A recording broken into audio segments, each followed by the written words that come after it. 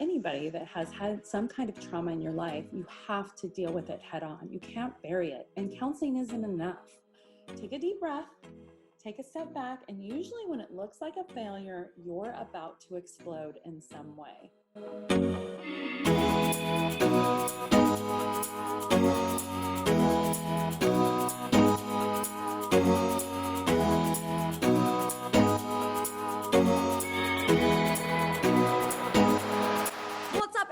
Welcome back to this week's episode of It Takes Grit. I have got Amy Lacey, the founder of Califlour Foods, in the house. Are you kidding me? Amy, I am so psyched to have you here. Thank you so much for joining us. I'm so psyched to be here. It's so great to see you. It's awesome. It's so great. We were just chatting. We can chat for ages. So it's with like 20 minutes that we've already been on Zoom and we're like, okay, let's start the podcast. There's so much stuff that we have for you guys. So if you guys don't know, Amy is just, my goodness, you're just going to get so much value from this. She's so humble. She's incredibly successful. Her story is amazing. Founder of Califlour Foods. Like, it's just renowned. Like, everybody knows Califlour Foods. And now we're going to get to put the face to the food. It's Amy Lacey who created that. We're going to go through exactly her story, how she got there, how she got her product to market, and most importantly, how we can inspire you to leap forward and do the thing that you're meant to do for 2021. Amy and I met through Lewis House's mastermind. She was probably about 30% there because she was going through selling the company and doing all these crazy things. I was like, she's on her way. She's in an airplane. Nope, she's got to go back. Because I was just like, who is this woman? You made it seem so like you were so mysterious, because I was like, oh, am I going to get to talk to her today? I'm like, she's so important. She's got like other things to do. She's selling her company. Like, I was just blown away by you.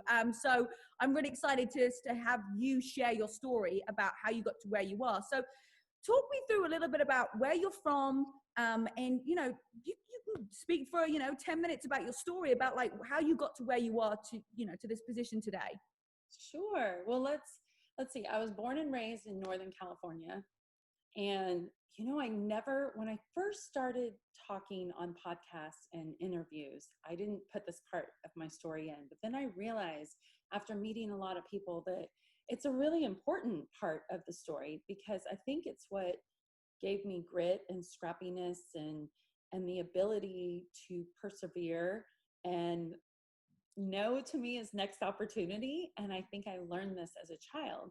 So my mom left my dad when, and I praise her all the time. She's so strong. She left my dad when I was 2. He was an alcoholic and soon to be a drug addict. Well, that was difficult for me. And as a mom, if you're a single mom out there, I'm a mom of 3. I'm not single. I've been married for 22 years. But as a mom, now that my kids are starting to become ages where I remember things that happened to me, it's triggering a little bit. So to all you moms out there, I mean, just if you think things are not right, do what is necessary to get out of the situation. And so I praise my mom for doing that. And it was a horrible situation, but my mom raised me for a while, and then she got remarried, and things were not great. They were not great. They were not great for me. So I ended up, actually, just to be blunt, I ended up running away from home. And I ended up living from door to door, different friends. I eventually landed in foster home.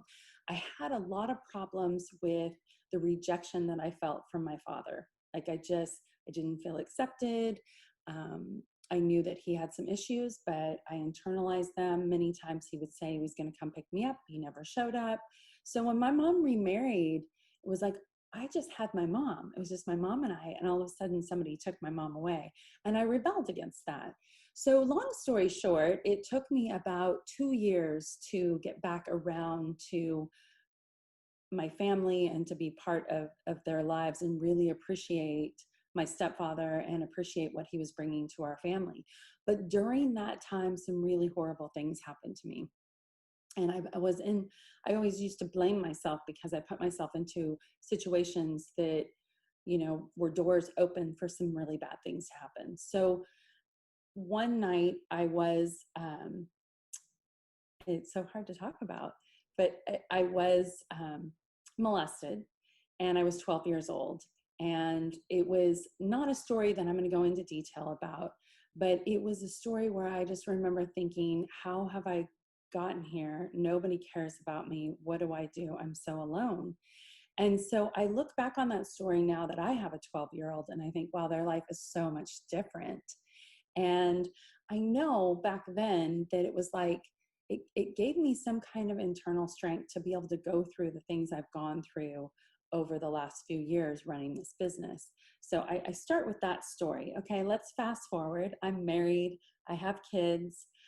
Life is going great. We have our dream home. Everything is perfect.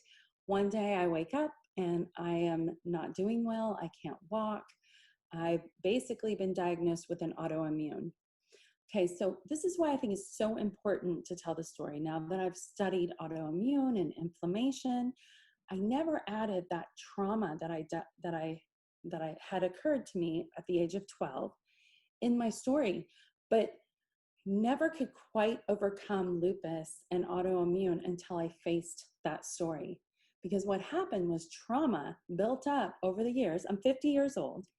I was 40 years old when I basically became debilitated for 9 months, got a blood clot, and just inflammation was attacking my body.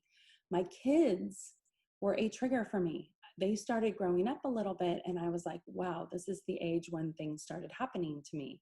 And I'd been through counseling.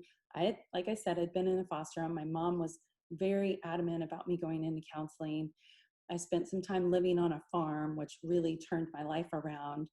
But I never dealt with that trauma experience that happened. And I really believe the inflammation just exploded in my body overnight from not dealing with trauma. So to all you moms out there, or anybody that has had some kind of trauma in your life, you have to deal with it head on. You can't bury it. And counseling isn't enough. Just going to a counselor is not enough. I'm living proof of that. So anyways, I was diagnosed with autoimmune. And after spending some time with Rob Wolf, do you know who Rob Wolf is? Okay, he wrote the Paleo Solution, and now he's a big keto guy. And I know you do not, I think, if I know you right, and your book, you're not a fan of any one particular diet. You are a fan of lifestyle change. And I believe in that as well. And I believe Rob does too, but he's definitely written about some of the fads that are happening. But he is the one that encouraged me to do an elimination diet and get rid of all grains and sugars and those trigger foods when you're dealing with inflammation. So I started working on myself from the inside out. I started working on that trauma. I hired a coach. It was all about not reliving the past, but using certain tools to move forward. And I forget the name of what it's called, but what I did was do a wall sit until my body would shake. And do you know what I'm talking about? Yeah, so you can get that trauma experience out. So once I started working on myself and really changing the way I was eating, I discovered cauliflower pizza online. My family, prior to getting sick, we used to have this Friday family fun night because I'm all about creating a family I didn't have. And so Friday nights was family, it was pizza, and it was games. And I knew the pizza was making me sick. So I wanted to bring some normalcy back to our life because at the age of 40, the 3 kids were really young. You know, their life was flipped upside down for about 9 months when I was debilitated and when I was going through all this healing. And so I needed to bring normalcy back. And Rob encouraged me to look online for some grain-free recipes. And I found this cauliflower recipe. You know, mind you, Rebecca, all that was in the grocery store was a head of cauliflower. And I never ate cauliflower. Like, I didn't like it. It smelled funny. I was like, a vegetable has to be green to be a vegetable. Like, I just didn't buy into cauliflower. It was the lone man standing at any party, right, on the veggie tray. So I'm like, okay, I'll try it because I really want to eat pizza again and I want to be with my family. So I made it. It failed. I made it again. It failed. And then finally, I perfected it, and it was a fun recipe. Family, friends loved it, and I ended up taking it to farmers market with another health coach. So I started doing some health coaching along the way. one thing I noticed when I started doing that trauma work and working on the inside out and changing the way I was eating, I lost a bunch of weight. And so I was able to pay that forward and become a health coach and share in that journey with other people. So we used to host these healthy happy hours, and we took the pizzas there, and then we started at farmers market, and then we went to online, and the business blew up. So that's a really long 10-minute story there. But I think it's so important to add in that childhood piece to my story, which I just started doing, because a lot of times inflammation, especially when you have not had any inflammation, you haven't suffered any kind of autoimmune, and one day you wake up and you have it, there's a reason. So, and I'm so glad that you shared that. Literally, our mantra for the beginning of 2021, when I'm working with all of my health coaches, we said the thing that we were saying this year was figure your shit out. yes. Literally. And as you're saying this story, I'm like, yeah, like you can't be, I mean, and we're going to talk about how successful, I mean, Califlour Foods didn't just blow up. It like freaking unbelievably crazy blew up. Like, I mean, it was crazy. It's insane. We're going to talk about the growth, right? But what is so important, anybody that's listening, and you know that we've been really working on that the beginning of 2021, is like, if there's something that you want to do or a life that you want to have and it's not happening right now, it's because there's something that's happened in your past that you haven't addressed, and you need to figure your shit out.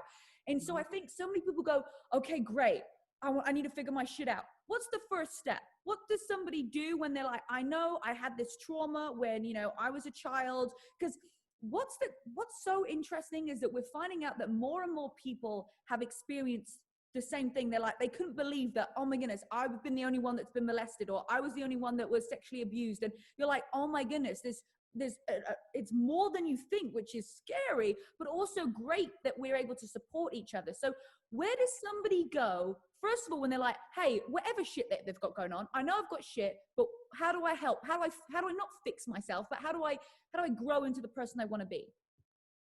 Yeah, so for me, what pulled out a lot of this and started the healing journey was I hired a coach, like I told you, and I went through Martha Beck's program, and she talked a lot about the butterfly and the cocoon and how you grow, and it really resonated with me.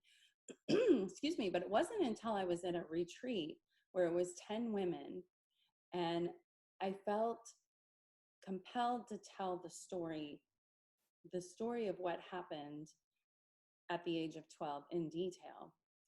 And 5 of the 10 women had a very similar experience. I couldn't believe it. 50% of the women had had something happen to them, whether they were raped or something had happened.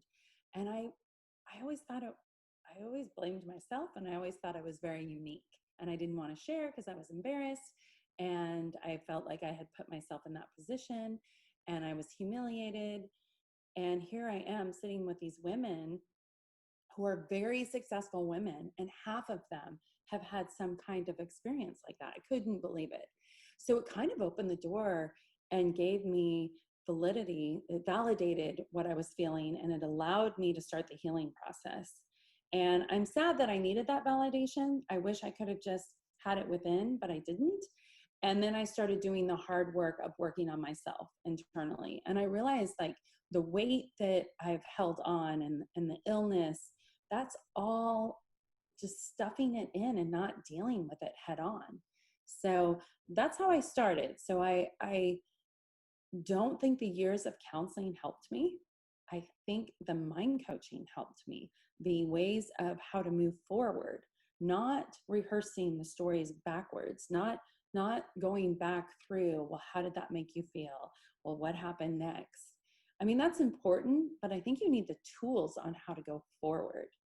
So a lot of things that I've adopted in my life are meditation, every morning, giving myself a morning routine, good habits. I'm still working on the exercise part to be better like you, but there are people like you that really inspire me. So I think it's really important to maybe detoxify who you hang out with, and make sure the people that influence your life are doing the things you want to do, because you'll be more like them, right? So following you and seeing all the great things you're doing and reading your book and following. I need to be diligent on your calendar, on your exercise program. But those are influences I started putting into my life and getting rid of the toxic people in my life that weren't healthy, as hard as that is, because sometimes that's family, right? So yeah, that's what I did. I detoxed who I was hanging around with. I started listening to podcasts. I started reading. Leaders are readers. If you don't like to read, listen to podcasts. They're great, or get books on tape. I started meditating. That was life-changing. It sounds so simple, but I don't think we breathe. And meditation allows you to breathe. And I'm learning how important breath is, and breathing for inflammation as well. So, and then cutting out grains and sugar and the things that were just causing so much inflammation. I mean, inflammation is killing people. It's killing people. And we've learned that more than ever this last year on the people that have gotten sick with COVID and gotten really sick. One of the common denominators is inflammation. So hopefully that answers your question. Yeah, it does. And Tony Robbins talks about, change your story, change your life. And we get so attached to something that happened to us that creates our identity. Well, that's not who we were when we were born. It's just that something happened and we can change that story. And, I went to one of his events in 2019 and I didn't realize how much I was holding onto a story of something that happened to me in my teens.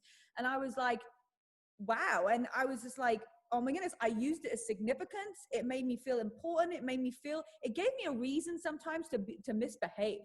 I was like, well, the reason that I'm doing this is because this happened to me. So you know what? I'm allowed to do it. And like, now I'm like, wow, that's just, and it's not a happy way to be. It's really not. And I love that you spoke about meditation. We've been doing some meditation lives. And just yesterday we did a live and I spoke about breathing, like inhaling for 5, holding the breath at the top for 5, exhale for 5, hold at the bottom space for 5, and repeat. And it's like, we go through the day, we forget to breathe. And all you need to get yourself from being super anxious and like this is, well, if your breath is calm, your mind's going to be calm. And it is as simple as breath work, breathing. So important. It's so important. And I saw you doing meditation. That's one of the reasons why I brought it up. I love it. You literally get in a meditative position. I find myself sitting, and I need to do your meditations. I find myself just sitting in a comfortable chair, but I need to get on the ground, crisscross applesauce, and really get in that position to open my chest up and be able to breathe more. But breath work has also allowed me to get on some of the biggest stages because I'm an introvert and I get nervous and I'm scared. And through Califlour's success, I've been on all kinds of stages, whether it was at the doctor's show, Dr. Oz, Home and Family, or backstage with the cast of Hamilton, or at the ESPYs, Emmys. I mean, I could go on, and every time I get very nervous, or even in a room with my colleagues in the food space and speaking at Expo West. And so I have to go in the bathroom and shut the door and start doing just breath work, my own little version of it, because it allows me to get on stage without that, you'll hear that flutter in people's voices when they're nervous. Breathe, breath work right before you get on stage, or right before you do a podcast interview, or right before you do an interview, or whatever it is. It could be as simple as, doing a presentation in college, whatever it is that makes you nervous, a job interview, go do the breath work. Your voice, because you've done that breath work, you won't get that shaky voice. You know what I'm talking about? Yeah. Mm-hmm. So I had to learn how to do that. And I remember I was at Nosh, one of the first presentations I did in New York City, and I was pitching the product to like-minded people, but there were some really big people in the food space there. And I had to go in the bathroom, and I'm very faith-based. So I had my cross and I was in the bathroom praying to God, and I was like, okay, this isn't working. I'm still really nervous. And I didn't even know about breath work then, but I just started just doing the breath work. And I went out there and I nailed that. I nailed that pitch. I didn't win. I came in second, but I nailed it. And it was the breath work. I mean, the prayers were he was probably with me the whole time, but definitely that breath work really helped me. And so I just believe in that big time. Yeah, I agree. So let's talk about your success, because did you ever see yourself as an entrepreneur?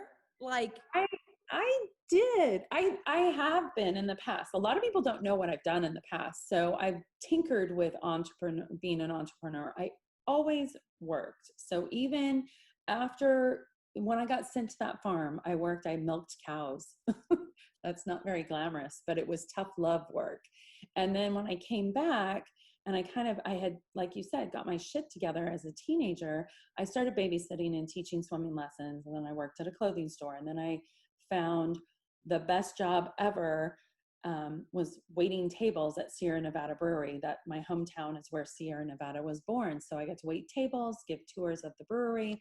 And I made a lot of money for that time, for that age, right? We used to get really good tips. So I always started working at a young age. And then I worked for a big corporate after college. And then I was like, okay, this isn't for me. And I started having kids and I stayed at home, but then I was like restless. I'm like, I need something. So I started an online children's clothing store.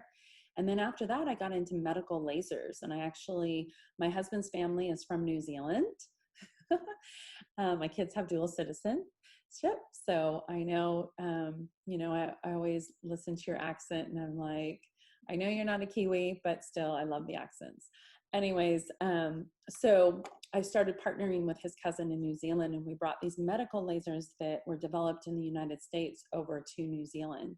And so that was a pretty successful business. I ended up selling it off to his cousin. And then Califlour, health coaching, I played with that. And then Califlour came about. So for sure, I hear a lot of entrepreneurs talk and they talk about all the failures they had and that their big successful business wasn't their first one. This was not my first. It won't be my last, but it's definitely my biggest. And I will say that I went from farmer's market to sharing our story through our customers. And I have a fun little story I'll tell. We shared it online and it went viral. And then we were an e-commerce brand. So we became an e-commerce brand almost overnight. And we grew that business just massively in the year 2017. And then we also started not just direct to consumer, but we also started Amazon. However, Amazon was only about 10% of our business. Direct to consumer was 90%. 2018, that business grew tenfold and we were selling a pizza crust every 6 seconds online. We were number one on Amazon. We beat out even like Boboli crust and Mama Mary's and people like that. So we were hugely successful. And I think a lot of it has to do with the fact that we were the first online. We were the first early adopters. There were other ones that came into play. There was a veggie crust that changed their name to a cauliflower crust. But we were one of the early people. But also using this technique that I learned from StoryBrand. Have you heard of StoryBrand, Donald Miller, StoryBrand? I went to his conference in Nashville and took the only person that was an employee. She happened to be my esthetician that I loved. And you know what? When you're laying there and you're having these deep conversations, you realize, wow, this person's made of something. And she had ended up getting carpal tunnel and had to change job careers. And I said, well, what are you going to do? And she said, I'm going to go into real estate. And I said, well, in the meantime, come work with me. Like, come help me. I'm kind of doing this farmer's market thing and playing around with this idea. And she ended up being my right-hand person through the entire company. I mean, just amazing. And so she and I really took this to e-commerce. And then eventually we had a team. I think before the venture capitalists came in, our team was 12 people and primarily all women. And I will tell you, people ask me all the time, well, how did you find your team? A lot of them were my friends because they weren't seeing me anymore because we got so busy. And I said, well, they were complaining. And I said, well, come work for me then, because I can't slow down, like just come work for me. So they did. But the ones that I hired, I looked for people that were hungry, humble, with emotional intelligence. And I read that in a book. And it really is true. Like, don't look just for experience. Surround yourself with experience, but not necessarily, you don't have to hire those people. You have to, so my board members were experienced people, but I wanted hungry, humble, and emotional intelligence. And I'll tell you, we had no drama back then, none. Like, these people were so passionate about the mission. And the mission was really to help other people, get healthy again. Kind of like my story of being diagnosed with lupus and getting it under control. So what story went viral? Using story brand tips that I learned at that conference in Nashville that I brought my right-hand person, my esthetician at the time. We learned how to make our customers the hero by using our products, right? So it wasn't us talking just about our products. It was talking about real, authentic stories of people that were successful by using our products. So there was one particular mom named Jessie, who lived about an hour away from me in Northern California.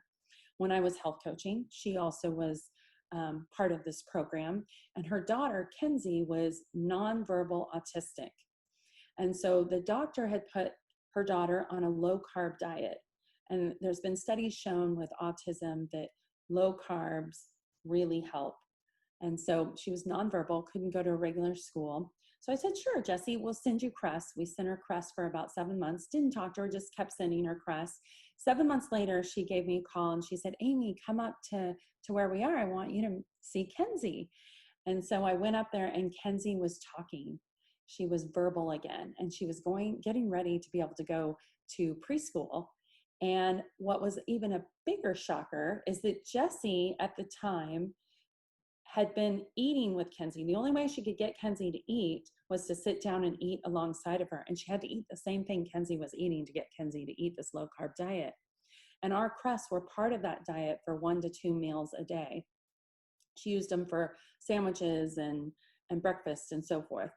So when I walked up, I didn't recognize Jessie. She had lost 169 pounds. Now, I don't condone losing 169 pounds in 7 months, and she was severely obese, but she ate the same thing Kenzie was doing for 7 months. And she's like, you've changed my life. I can go to the playground with Kenzie now, and I can slide down the slide with her. I can be a part of her life, whereas I could barely even walk to the playground before. And so we just shared, Facebook frowns. You can't do before and after pictures. You probably know that. You can't do ads on before and after. They really frown on that diet component. But we weren't really talking about a diet. Our crests are just a lifestyle product. It's not a diet. But we talked about Kenzie's story. We focused on the fact that she went nonverbal to verbal. And in the meantime, Jessie also lost all this weight. Well, that story went viral in January of 2017. And we sold more online in January of 2017 than we had the entire year of 2016. And it never stopped. The next story was Gavin, who was diagnosed with a brain tumor. Again, the doctor put him on a low carb diet. By the way, I didn't create this product to be a low carb product. It's just a side effect of the product, really, of being grain-free and not adding sugar, which causes inflammation. Okay, so Gavin is now tumor-free. He loves pizza, couldn't eat regular pizza, couldn't eat Udis because it was filled with fillers. So the gluten-free options out there, they weren't good. And so we start sending his mom crests, and she starts allowing us to share his story. And it's the most beautiful picture of him with all these leads all over his little shaved head. And he's got the biggest smile on his face. And he's just like, kids are so resilient, right? And so his mom's like, please share his story, because Gavin, I want to make Gavin an example of resilience, and kids can still smile even though they're going through something horrible. And so we were so blessed to be a part of that story. And the stories keep going. Eleanor, who had type 2 diabetes, she's a child. I'm sure you're aware of this. Type 2 diabetes are in children now in the US. That wasn't happening 10 or 15 years ago. It's like, it was juvenile diabetes type 1. We didn't see kids with type 2, but obesity is killing our kids, and they're developing type 2 at a very early age. So we had that story. So using story brand and highlighting our people that were enjoying our products really took our business in 2017 to over $5 million on direct to consumer. And we just kept pouring into our customers and really highlighting who was benefiting from it. The other thing we did, and I highly recommend this to anybody listening, if you have a business, I don't care if it's product-based or service-based, do a Survey Monkey or any kind of survey to your customers. And I hope everybody is really studying their data, like really looking at their repeat customers and how much are they ordering and how often are they ordering and who are they, where do they live, what do they like to do. Study your people. But what we did is we put a survey out and we said, okay, we have these products. We're really excited that you love them. What else do you want us to create? Because we want to honor our customers. We want to fulfill their needs. There's, at this time, by now, we got all kinds of pretend products coming on the market. I mean, cauliflower products in general, it's $1 billion category. Liz Clayman had me on her show, and I had done a lot of research to see how far, and this was in 2019, I think, how far the category had been taken. Because I knew personally where we were, and I knew there were other products, like Oprah now had her product out, and I wanted to find out the category, so I started studying it. It was over $1 billion category. Again, when we launched, there was nothing but a head of cauliflower in the grocery store. So why cauliflower? Because it takes on whatever flavors you put with it. So if you cook it all, it's an amazing product to cook with. And I was able to create a national bestseller cookbook with all kinds of recipes, even dessert pizzas, because it really truly takes on the flavor. But back to talking about the $1 billion category, people will put out a product just to make $1, right? You see it all day long. Like, people need to read labels. And so I wanted, through this Survey Monkey, to make people aware that, hey, there are a lot of products out there, but not everything is authentic. So what are you looking for so we can fill your needs, so you don't jump ship to another product that isn't going to be good for you? And so it was great because we got all these requests for plant-based. People wanted a dairy-free option. And dairy normally affects, well, there's about 65% of the population that suffer from autoimmune that can't have dairy. I happen to be one of those people that dairy doesn't affect me, but I'm not a big milk drinker or anything like that. I never have been. I don't eat ice cream because that actually does affect me. But cheese, I can have moderation in cheese and things like that. It doesn't affect me. So, but the people that it does affect, they were like, we want a plant-based dairy-free option. So we came out with one. And so I think whatever product you're selling, ask your customer the questions of what they're looking for. Chances are there are many more people looking for the same thing. And it's a great way to add on, if you're a service-based, if you're a coach, it's a great way to add on, more services. Like, I think it's good to focus on one thing and perfect it. But then when you're ready to add on to something else, find out from your niche, from your people, like what do they want to see? And so that's what we did. And we nailed that. Like, we accommodated what our customers wanted. Now, we made a lot of mistakes too, but that's how we built it. That's how we went from 2017 to, the end of 2018. We had done over 20 million direct to consumer, and a few million in grocery, just a couple million, and a couple million on Amazon, but the rest was direct to consumer. And it was really building that relationship with your consumer, one customer at a time, and sharing their journey, being more interested than interesting. Mm-hmm. You just hit the nail on the head. And we have so many health coaches that are listening and watching right now. And that's what it's all about. And people go, well, I've only got 1 or 2 clients. Doesn't matter. Treat those people. We all start with 1 or 2 clients. Yep. We do. We start with 1 or 2 clients. So find that one client and treat them like gold. Find out what it is that they need. And look, if you guys are part of, health coaching, you can still do a survey and go, what do these people need? Okay, they might need collagen. Great. Do you already stock collagen? They might not already know that you have it. You're like, oh my goodness. I'm sure that sometimes people write in and they say, oh, we really want X, Y, and Z. You're like, oh, we've already got it. We've already got that. And then you're able to share it with them, because not everybody really looks around at everything that you have going on. But sharing people's stories is the foundation of creating a successful business. Whether you have got one client or 100 clients, you're still doing the same thing, right? You're still, the beginning, you're sharing stories, and still to this day, you're sharing more stories. Yeah, definitely. And I think going out, putting yourself out there, talking about your business. So if health coaching, let's talk about health coaching. So if you're a health coach, get out there and start talking about your clients if they allow you to.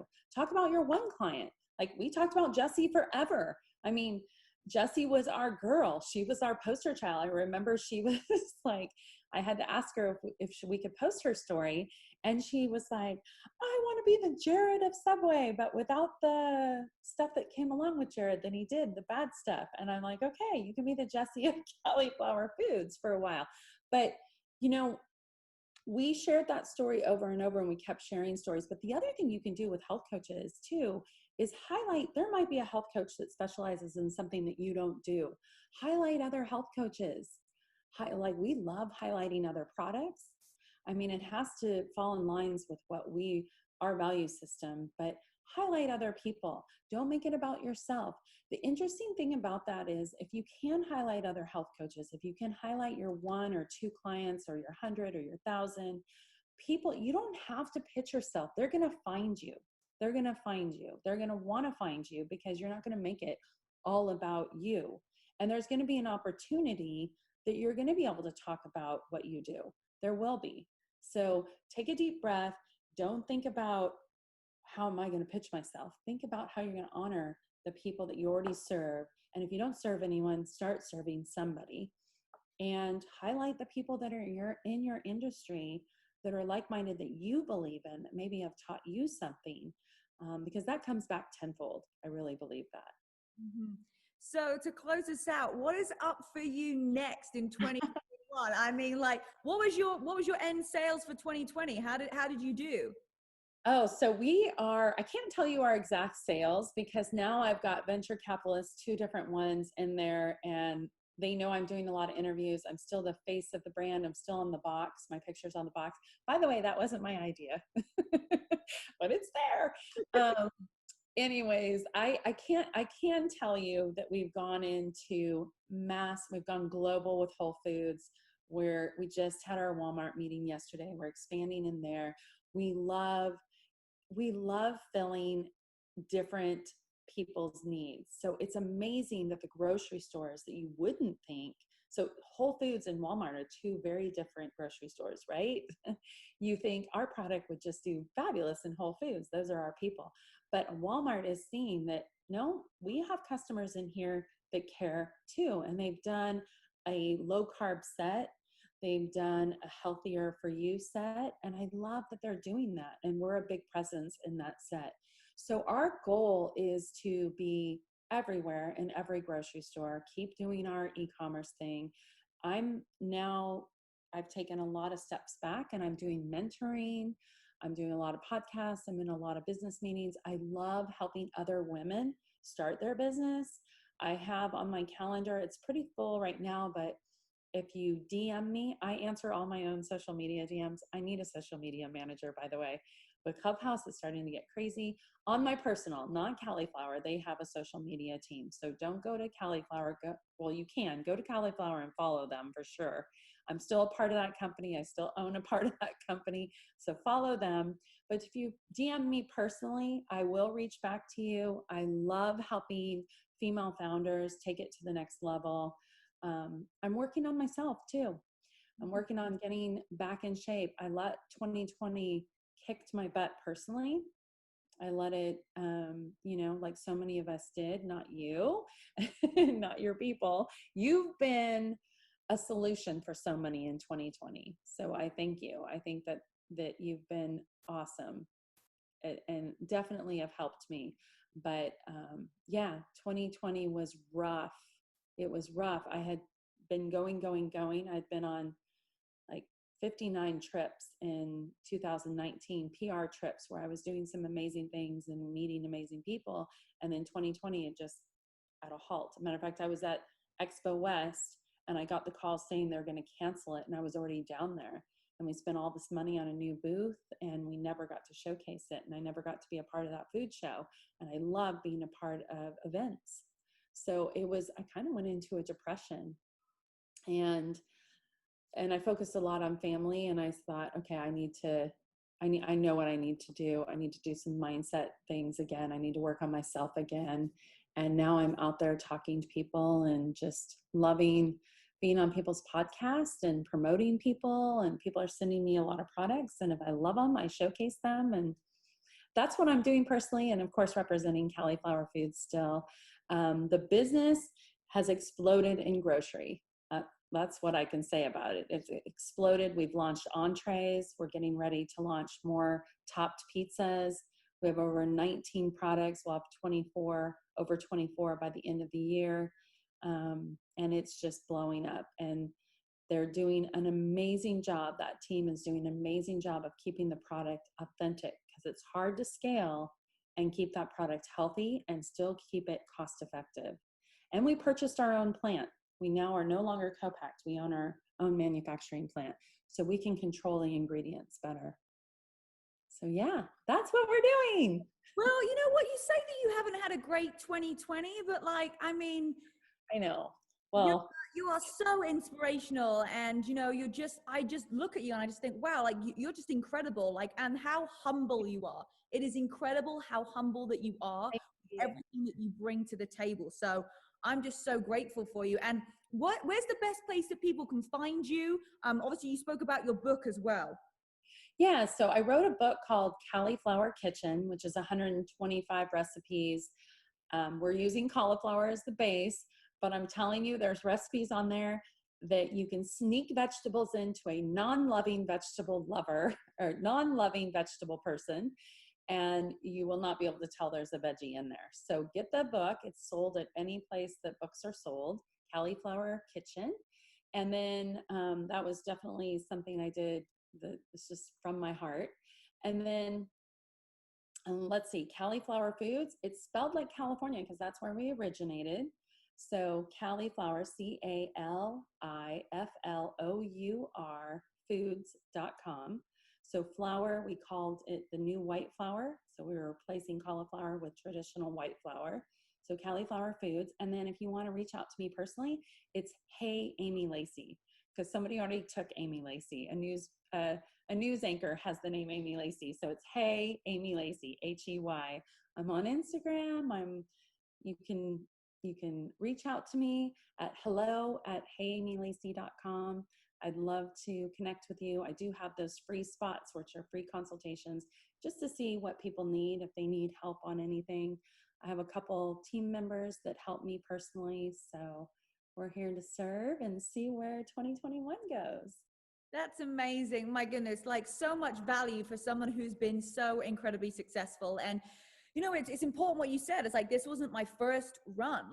And sometimes you have to do things, you're always learning. And we've had conversations off camera about how difficult some stuff does. And when you get bigger, more things happen. More things come, there's bigger fires to put out. You're like, oh my goodness. So it's almost just embrace the journey. Every single thing that happens to you, whether you're starting a new business, where you've been in a business for a while, things are going to happen. And all that's there is to grow you. It's the bigger the problem, the bigger the check. That's so true. And I will say something too.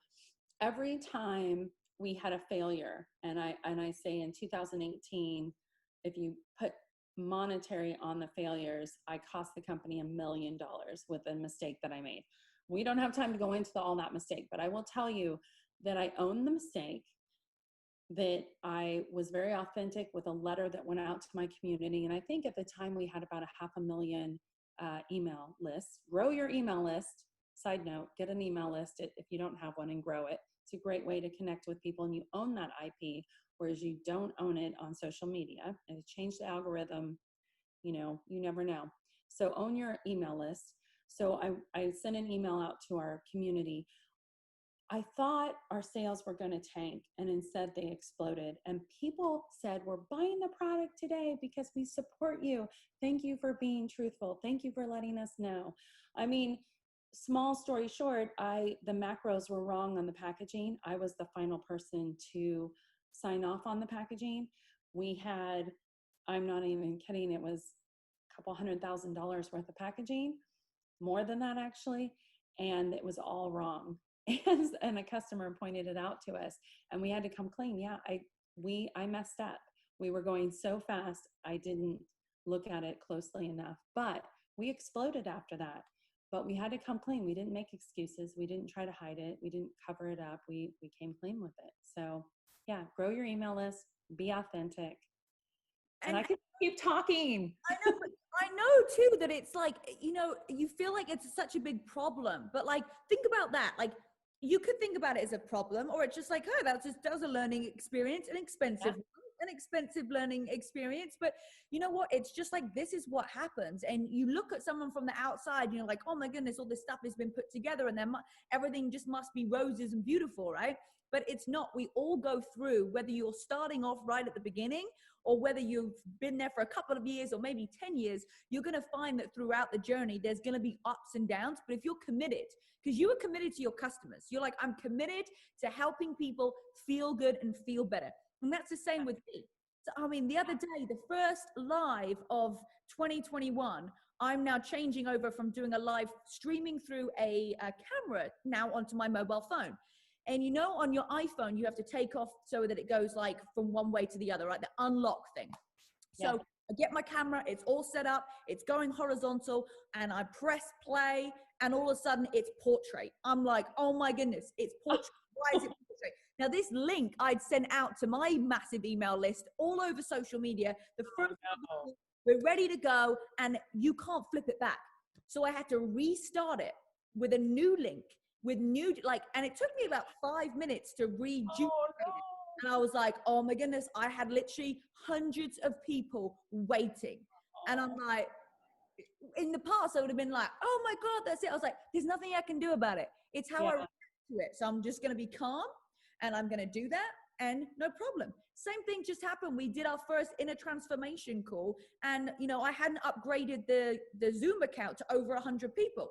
Well, boom, we hit 100 within the first 2 minutes. And I'm like, great, all these people can't get in. No problem. I just had to keep going with the call. I knew afterwards people were going to be like, I couldn't get in. And all because I just didn't do one little click of the button. But what I did was the next day, I did an extra call. And we had so many breakthroughs through that call that if I hadn't have happened, I wouldn't have had the call with the people that were meant to be on that call that day. So it's like the universe works in the ways that it's supposed to. Like, it was supposed to not have the right macros on it. For whatever reason, it just wasn't.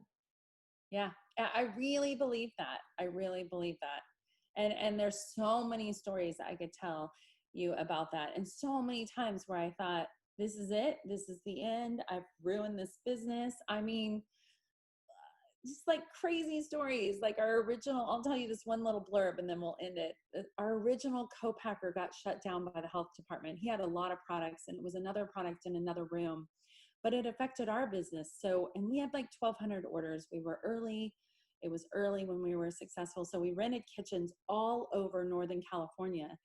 And I just got a team together and volunteers from a church and different things like that to make this our product all night for like many days to fulfill the orders. Well, fast forward, one of those members stole my IP, and they're now online making, they're making our exact recipe. They know our recipe and they're making it. But you know what? It's like, that's okay, because I didn't protect myself that weekend. I was desperate because of what happened, but some good things have come out of the fact that they're now making the same product. Like, it has actually grown our business. We've had people buy their product and realize that it's an imitation. And, we've grown from that. So things always, like, you think you've ruined your business. Oh my gosh, the wrong person got the IP. We're totally ruined. I'm going to have to hire lawyers and sue them. No, take a deep breath. Take a step back, and usually when it looks like a failure, you're about to explode in some way. And try not to be jealous of what other people have or what other people are doing. Like, don't worry about the competition, worry about yourself. Because if you put all that energy into that, like I could have gone really into all that energy and hired an attorney and done all of that. No, I focused on the customers that we currently have, the business we have, and it's just exploded. And they're pretty stagnant. So I think, it's definitely, I love that you just stayed positive and you weren't like, all upset. The next day you had massive breakthrough. There you go. That's what it's all about. Yeah. Wow. Thank you so much. You are such a wonderful human being, Amy. Like, I really do adore you. And I'm just so grateful for your time. I know that my audience are really going to connect with this and love this. So again, thank you so much for coming on the show. Thank you. Right, guys, make sure that you go and give Amy a follow.